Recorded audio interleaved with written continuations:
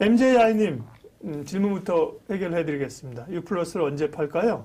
행복한 고민인 거죠? 네. 네, 뭐 시기가 있는 것보다는 뭐 가격이 와야지 팔지 않은가 싶은데요. 개인적으로 지금보다는 한 30% 정도 주가를 좀 더 올려봐도 되지 않을까 생각을 들고요.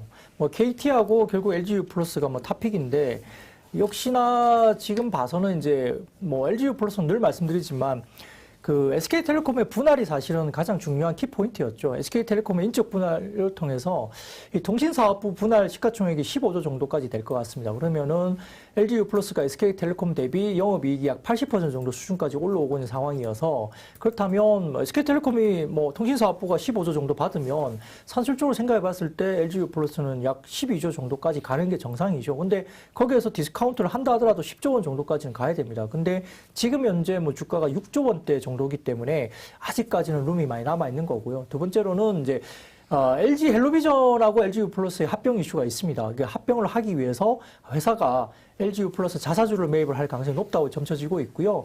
규모는 약 5% 정도까지 이야기가 됩니다. 그러면은 자사주가 약 3천억 정도이기 때문에 적지 않은 물량입니다. 외국인 지분율이 29%까지 빠지면서 역대 최저치까지 빠졌다가 최근에 다소 좀 올라오면서 32% 정도까지 올라왔는데 외국인들이 추가적으로 지금 매입을 더 하고 있는 상황이고요. 연기금 등의 그다음에 물량, 그다음에 대주주의 물량을 빼고 나면 실제 시장에서 이제 거래되고 있는 물량이 20% 정도밖에 안 됩니다. LGU+ 유통 주식 수가 20% 정도밖에 안 되는 상황에서 대규모 자사주 매입이라든지 실적에 따른 여러 가지 부분에 있을 때는 상당히 가벼워질 수 있는 상황이고요. 전체적으로 지금 뭐 디즈니 플러스 관련된 이슈도 다소 조금은 이제 뭐 아주 임팩트 있게 올라오지는 않을 것 같습니다만 그래도 LG 플러스가 뭐 디즈니 플러스와 관련 계약이 있다면 이것도 뭐 단기 모멘텀으로 나쁘지 않을 것 같아요. 그래서 전반적인 흐름에서는 LG 플러스가 상당히 지금은 30% 정도 더 올라와도 크게 문제가 없는 주가 수준이고요. 최근에 하우스에서 뭐 22,000~23,000 원 정도까지 지금 목표 주가가 올라와 있는 상태이기 때문에 네. 지금 뭐 15,000원 좀 채 안 되는 주가는 상당히 아직도 여유가 있다 바라보겠습니다. LGU+ 관심 주지요? 예, 잘 가고 있는 종목이고요. LGU를 우리 박 차장님 이야기를 들으시고 조언을 들으시고 네, 매수하셨던 분들 수익을 잘 내고 있어서 좋습니다. 원자재 구리 섹터는 이제 조금 힘들까요? 보리차와 네, 석유주도 궁금하다고. 이제 석유, 네, 원자재, 구리. 유쌤TV님이 질문하셨습니다. 네, 구리는 가장 그 경기를 민감하게 반영하는 거죠. 뭐 전기차도 마찬가지고 뭐 스마트폰 관련해서 구리가 들어가기 때문에 지금 글로벌 IB는 구리가 이제 $12,000 정도까지 올라올 거라 생각해서 다소 구리 같은 경우는 아직은 좀 유효하다고 봅니다. 뭐 최근에 고점 대비해서 이제 원자재가 다소 좀 빠지고는 있지만 구리는 여전히 글로벌 수요라든지 이런 부분들이 이제 좀 활발해지면서 하반기 이후로 넘어가면 경기가 정상화될 때 결국 구리가 다시 리바운딩 나올 거라 생각하니까 구리 관련 주식 뭐 좀 나쁘지 않다 생각을 하고요. 다만 이제 원유 같은 경우는 지금 다소 조금 다운사이징 될 가능성이 없습니다. 왜냐하면 이제 이란이라든지 여러 가지 부분에서 이제 중동 지역의 여러 가지 이제 미국과 협상이 지금 재개가 되고 있는 거죠. 그래서 유럽이나 러시아가 지금 제재를 했던 그 중동 지역의 국가에 대해서 제재를 풀어주는 이슈가 지금 생기기 시작했고요. 다소 이제 지금 원유 공급이 상당히 많이 올라올 가능성이 높습니다. 그래서 원유는 공급적인 이슈가 있기 때문에 아마 조금 하향 조정 안정이 되지 않을까 생각을 하고 있어서 원유 관련해서 배팅은 다소 조금은 보수적으로 보시는 게 좋지 않을까 생각이 듭니다. 내 종목보다 같이 좀 알 수 있는 그런 질문을 해주면 도움이 된다는 거죠. 그런 점에서 한화솔루션이나 CS윈드는 정상회담, 그 한미 정상회담 가서 좀 소위 힘을 좀 더 받을까 이런 건 좋은 질문이죠. 왜냐하면 CS윈드 뭐 이런 것보다는 이런 전체적인 그죠? 친환경주잖아요. 이제 풍력이나 태양광 이런 쪽에 물어보신 건데 글쎄, 근데 뭐 정상회담 관련된 것이라고 하면 또 좀 단기적인 뉴스에 그칠 수도 있고 어떻게 보세요?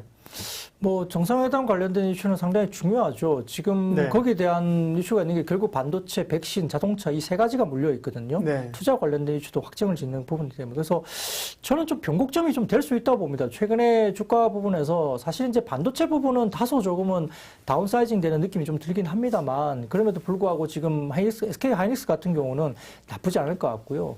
자동차는 지금 오늘 빠지긴 했습니다만 제가 서두에 이제 왜 빠진지 말씀드렸는데 다소 좀 심리적인 요인이 강합니다. 근데 미국 시장에 이제 현대기아차가 8조 원 정도의 대규모 투자를 한다는 것은 하나의 굉장히 임팩트가 큰 이슈입니다. 따라서 현대차, 기아차, 현대위아 정도까지는 아마 주식을 좀 사도 되지 않을까 생각이 들고 있기 때문에 스타일의 변화가 이제 이번에 뭐 한미 정상회담 이후에 이제 확정된 부분, 투자 관련된 확정된 부분이 나온다고 하면, 그리고 오스틴 관련된 부분도 반도체 관련돼서 이제 투자가 나온다고 하면, 결국은 예를 들어 뭐 삼성전자가 대규모 투자를 할 때 삼성전자는 모르겠지만 뭐 그 밑단에 비메모리 관련된 장비 업체들은 상당히 좋을 수가 있지 않습니까? 결국은 20조 투자할 때 장비가 들어가야 되니까요. 그래서 그런 부분들은 하나의 임팩트가 될 수 있다 생각하고 있습니다. 네.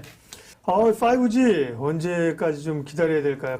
정말 얘기하기 참 어렵고 뭐 별로 관심 이슈 안 되고 고통스럽고 그런 데가 5G잖아요. 근데 저도 보고는 있거든요. 야, KMW 같은 경우 사실은 5G의 대장주 아닙니까? 네네. 주가가 이전에 작년에 고점이 89,000원인데 지금 48,000원이에요. 야, 5G는 진짜 뭐 5G를 뭐 나중에 하긴 하는 건가요? 어떻게 되는 거예요? 네. 뭐 5G는 사실은 좀 되게 그 연기되는 부분들이 많이 나오면서 네. 이게 약간 양치기 소년 같은 뭐 종목이 돼버려가지고 상당히 네. 힘들어하시는 분들이 많을 텐데, 일단 현재까지의 팩트만 놓고 보면 6월 정도부터는 매출단이 많이 올라올 걸로 저희들은 파악을 하고 있어요. 그래서 이번 1분기 실적 발표가 저점으로 생각하고 있고요. 그래서 KMW 정도는 사야 되는데, 최근에 빠진 이유는 사실은 5G가 실적도 안 나오기도 했지만 솔리드 등 일부 종목들이 대규모 유상증자를 불러버렸거든요.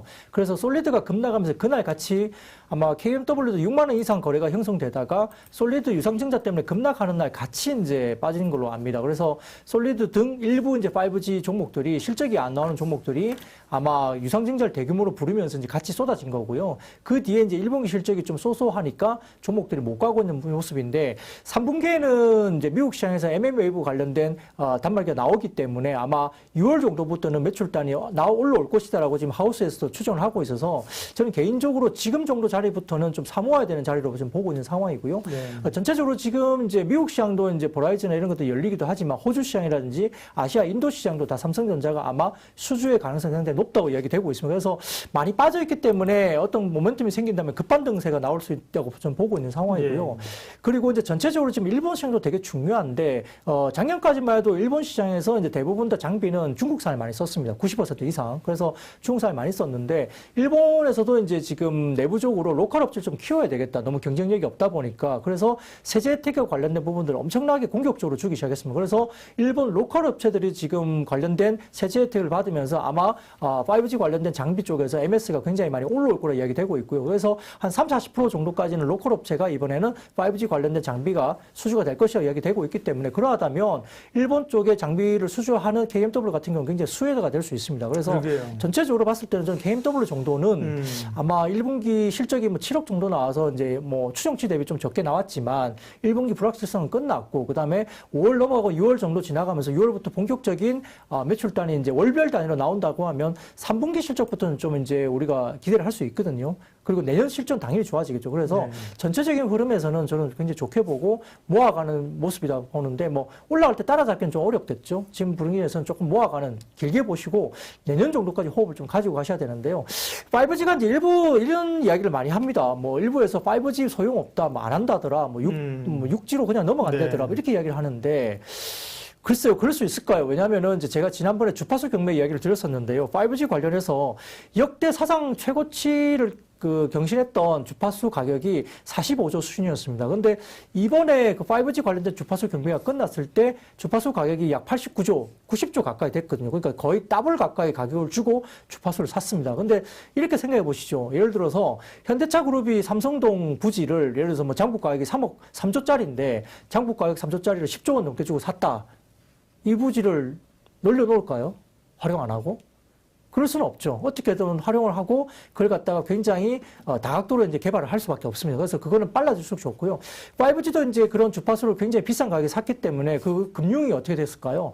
그 인수를 했던 그쪽에서는 이게 자기의 현금을 들고 산 게 아닐 겁니다. 분명히 인수금융을 땡겨서 금리를 주고 돈을 땡겨서 이제 인수를 했기 때문에 이런 부분들을 굉장히 오랫동안 놀려놓는다면 아마 금융 비용 때문에 힘들어지겠죠. 그래서 되도록이면 빨리 이제 개발이라든지 이런 부분들을 발주를 내고 5G 관련된 부분들을 아마 고쳐갈 거라 보는 거고요. 5G 시장이 되지 않는다면 결국은 뭐 자율주행이든 뭐든 이런 쪽으로 다 할 수가 없습니다. 5G가 안 되면 자율주행 시장도 없고요. 그래서 이런 부분들이 뭐 여러 가지 맞물려서 아마 가기 때문에 다소 이제 코로나 때문에 지금 투자라든지 여러 가지 부분도 힘들어지고 있지만 그 시기는 좀 다가온다는 점에서는 길게 본다면 결국은 5G KMW 정도는 담아가도 되는 자리가 아닌가 싶습니다. 근데 이제 5G는 상당히 슬림화 하셔야 됩니다. 모든 5G가 다 올라가기는 힘들고요. 전체적으로 지금 그나마 이제 KMW 제가 말씀드린 이유는 KMW가 미국, 인도, 그다음에 한국, 뭐 일본, 중국 다 케어를 하거든요.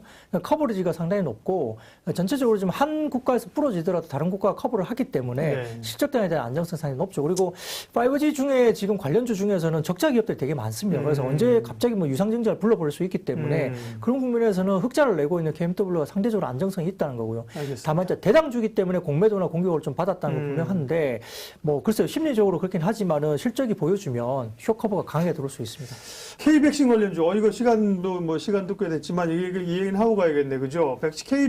이게 지금은 사실 단기적으로 삼성바이오도 그렇고, 뭐 한미반도체, SK바이오사이언스, 여러 종목들이 지금 프레스티지 바이오 있는데 결국은 이 한미 정상회담 이런 것 때문에 이슈가 됐기 때문에. 근데 한미 정상회담 끝났다고 사실은 이게 백신 문제가 백신 다 없어도 하는 건 아니잖아요. 네네. 근데 그렇죠. 이제 뉴스가 선반영된 측면은 또 맞는 것도 있고, K백신 관련주, 그 다음에 좋게 보시는 종목 말씀해 주십시오.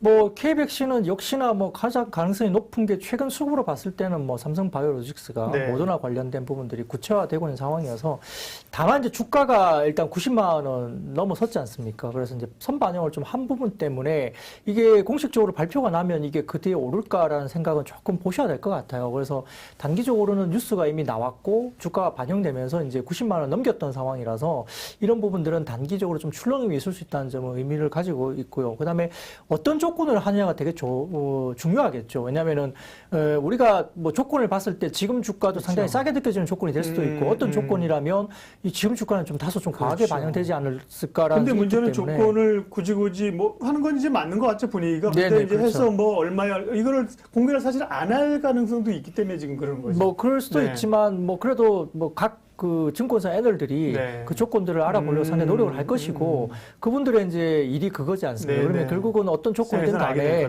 대략적인 어떤 구체적인 어떤 부분은 모르겠지만 대략적인 뭐 부분에서 이런 정도 수준일 때 뭐 주가가 싸다 비싸다 이야기는 할 수 있을 것 같아요. 그러면 결국은 이제 계약을 한다는 전제 조건을 가지고 주가는 올랐고요. 선반영을 했고, 어떤 계약 조건을 갈 것이냐가 이제 추가적인 업사이클이 있을 것인가에 대한 부분은 좀 보셔야 될 것 같습니다. 네. 아까 보니까 건설 상사 섹터는 어떻게 보십니까? 네. 뭐 건설주도 뭐 경기를 타는 거라서 사실은 한번 돌아왔던 게 이제 사실 저거죠. 그러니까 뭐 오세훈 서울시장 이제 당선자가 이렇게 들어오면서 이제 재건축 재개발 관련된 사실 바람몰이를 좀 한 거지 않습니까? 그래서 이제 굉장히 공격적으로는 뭔가를 풀어주겠다라고 이야기를 말씀을 하셨지만 사실 고민이 많이 되실 것 같습니다. 그래서 서울시장 당선되신 이후에 보면 행보를 보면 다소 좀 진지하게 좀 아주 신중하게 지금 행보를 하고 있는 상황이거든요. 당시에는 뭐 일주일 만에 뭐 재건축 관련된 뭐 안전진단을 하겠다라고 이야기를 했을 정도로 상당히 공격적이었지만 실제 뭐 뚜껑을 열었을 때는 그러지 못했죠. 그래서 이 부분들이 다소 이제 조금은 좀 열기가 좀 식었다 느낌이 좀 들고요. 다만 공공재개발 재건축 관련된 이슈는 갈 수밖에 없는 거죠. 공급이 안 되면 결국은 뭐 가격을 내릴 수 있는 상황은 아닌 것 같고요. 그래서 가격 안정을 위해서 상당히 좀 고민을 많이 하시는 부분인데, 그래도 분양이나 이런 부분들은 상당히 좀 모호적인 것 같습니다. 그리고 아마 해외 쪽의 플랜트 부분이나 해외 사업 부분들이 상당히 좋아지는 국면에서는 또 유가 부분도 상당히 중요한 역할을 하는데요. 최근에 65달러까지 유가가 올라왔는데 다소 최근에 조금은 하향 안정화되고는 있지만 유가 부분들이 작년 대비해서는 좋아진다면 해외 사업부에 대한 부분들이 조금은 안정화되고 이런 불확실성이 사라지는 국면에서는 해외 쪽의 플랜트 사업이나 이런 쪽을 가지고 있는 쪽도 작년보다 좋아질 것 같습니다. 그래서 전반적인 흐름에서는 좀 나쁘지 않을 것 같은데, 다만 시장에서 이제 탄력적으로 지금 가장 뭐 국내에서 잘하고 있는 뭐 종목들 이런 걸 본다면 개인적으로 뭐 GS건설이 가장 괜찮아 보이고요. 그다음에 이제 대우건설도 나쁘지 않을 것 같고, 그다음에 최근에 뭐 DI 뭐 ENC라든지 이런 쪽이 있잖아요. 그래서 그런 쪽도 상당히 뭐 기존의 뭐 대림 관련된 계열사에서 잘하고 있기 때문에 이런 종목들에 대한 부분도 좀 보실 필요는 있겠습니다.